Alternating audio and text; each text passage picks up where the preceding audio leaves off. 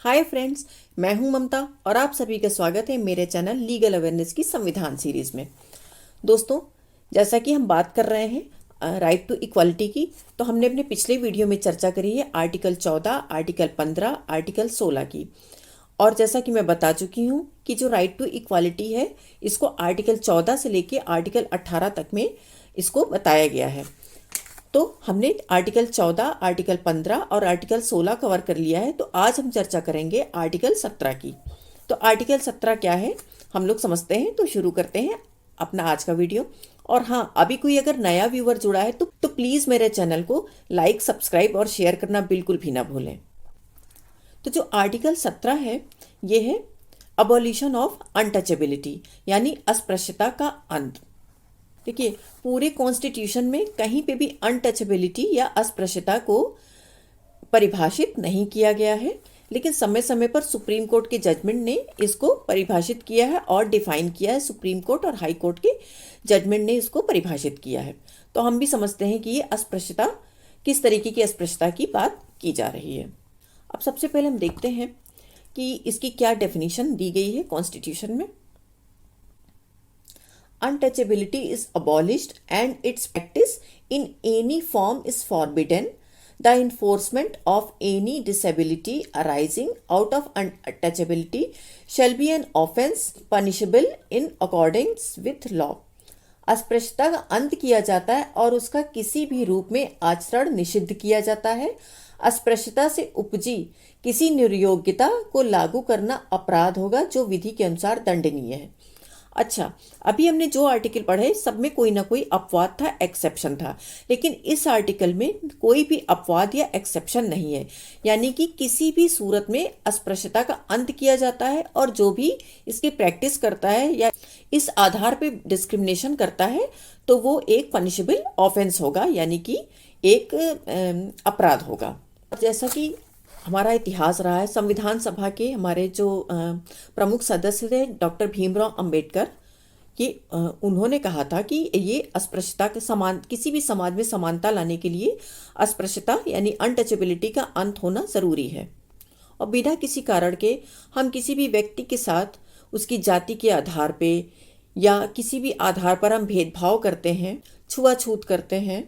इस तरह की जो प्रथाएं हैं, ये एक प्रैक्टिस एक सभ्य समाज के लिए अच्छी प्रैक्टिस नहीं है और इनका अंत होना, बराबरी के लिए इनका अंत होना बहुत ज़रूरी है। तो बाबा साहब इस दर्द को अच्छे से पहचानते थे। आप किसी भी परिस्थिति में इसको उल्लंघन नहीं कर सकते हैं। और हाँ, एक और ख़ास बात है, ये केवल जैसा कि मैंने बताया कि जो हमको फंडामेंटल राइट्स हैं वो स्टेट के अगेंस्ट हैं, लेकिन जो ये हमारा ये फंडामेंटल राइट्स है ये स्टेट के साथ साथ लोगों के, प्राइवेट व्यक्तियों के विरुद्ध भी है। यानी अगर आप इस तरीके की प्रैक्टिसेस करते हैं तो ये एक दंडनीय अपराध है।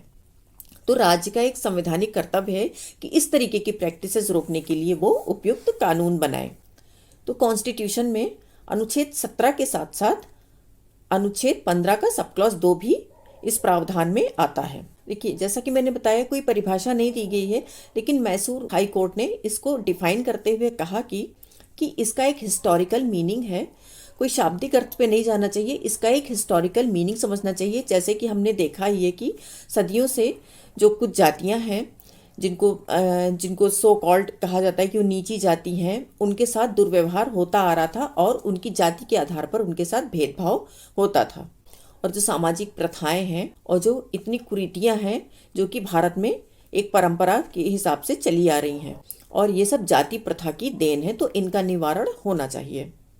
और जो कहा है कि किसी व्यक्ति को उसकी जाति के आधार पे हॉस्पिटल, दवा लेना या किसी स्कूल कॉलेजेस में एडमिशन लेने से रोकना, ये प्रैक्टिस नहीं होनी चाहिए। किसी व्यक्ति को उसकी जाति के आधार पे मंदिर या मस्जिद जैसी जगहों पे जाने से रोक टोक नहीं होना चाहिए। कोई भी पब्लिक प्लेस पे पाबंदी नहीं होनी चाहिए, जैसे कि शॉप हो गई, रेस्टोरेंट हो गया या पिक्चर हॉल हो गया या कोई भी रास्ता हो गया या कोई शमशान घाट है, वहाँ पे किसी को जाति के आधार पे रोक टोक नहीं होनी चाहिए। जाति के आधार पर किसी से अस्पृश्यता का व्यवहार करना, अपमानित करना, डायरेक्टली या इनडायरेक्टली किसी तरीके के उपदेश देना इतिहास या कोई फालतू की बातें करके, अननेसेसरली इलॉजिक बात करके किसी जाति को नीचा बताना और उसके साथ दुर्व्यवहार करना, या किसी धर्म में ये लिखा है या इसमें ये लिखा है, इस हिसाब से ऐसा पालन कर रहा हूँ, इस तरह की बातें प्रोहिबिट की गई हैं और इसको भी एक तरीके का अपराध माना जाएगा। यानी कि जो हिस्टोरिकल है, जो हिस्टोरिकल व्यवहार है जाति के आधार पर जो किए जा रहे हैं, वो पूरा इसका अंत करता है। अब देखिए, जो दंडात्मक कार्यवाही है, जो आर्टिकल 12 से लेकर 35 तक में अगर कोई कानून का पालन नहीं, कोई फंडामेंटल राइट्स का वायलेशन हो रहा है, तो उसके लिए दंडात्मक कार्यवाही की बात करी गई है आर्टिकल 35 में, जो कि पार्ट 3 का सबसे आखिरी आर्टिकल है। आर्टिकल 35 में कहा गया है कि अगर किसी फंडामेंटल राइट्स का वायलेशन हो रहा है तो वो दंडात्मक कानून बना सकती है। अब देखते हैं अभी तक की क्या क्या प्रोविजन किए गए हैं। तो देखते हैं, सबसे पहले संसद ने 1955 में अस्पृश्यता अपराध निवारण अधिनियम पास किया गया था, लेकिन ये काफ़ी कमज़ोर माना गया और 20 साल बाद 1976 में इसमें संशोधन करके इसका नाम बदलकर नागरिक अधिकार अधिनियम 1955 कर दिया गया, यानी कि प्रोटेक्शन ऑफ सिविल राइट्स। लेकिन तभी भी ये कानून इतना स्ट्रांग और उतना सफिशिएंट नहीं था, तो इसमें और मांग करी गई कि कानून को और स्ट्रांग होना चाहिए।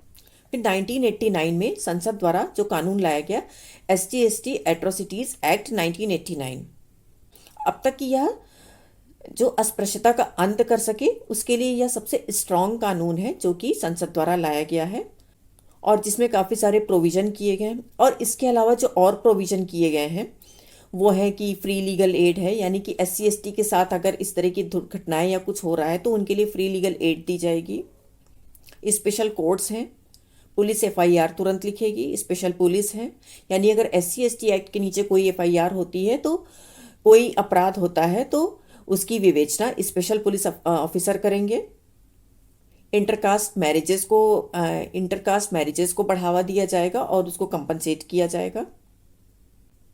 और डिफरेंट लेवल पर अनटचेबिलिटी को ख़त्म करने के लिए कमिटीज़ बनाई गई हैं।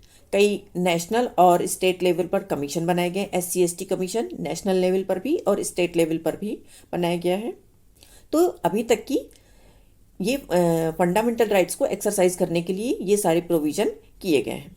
तो उम्मीद है मेरा आज का वीडियो आपको अच्छा लगा होगा और प्लीज़ मेरी वीडियो को लाइक और सब्सक्राइब और शेयर करना बिल्कुल भी ना भूलें और तब तक कि अपना ध्यान रखें। Thank you.